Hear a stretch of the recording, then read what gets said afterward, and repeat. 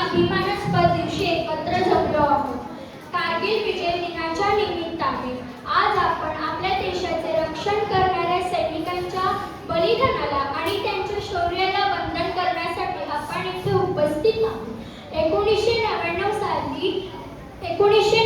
साली आपल्या देशाने कारगिल युद्धात विजय मिळवला. तो विजय साजरा करण्यासाठी आपण इथे जमलो आहोत. 1999 साली पाकिस्तानाने कारगिलच्या उंच शिखरांवर घुसखोरी केली होती.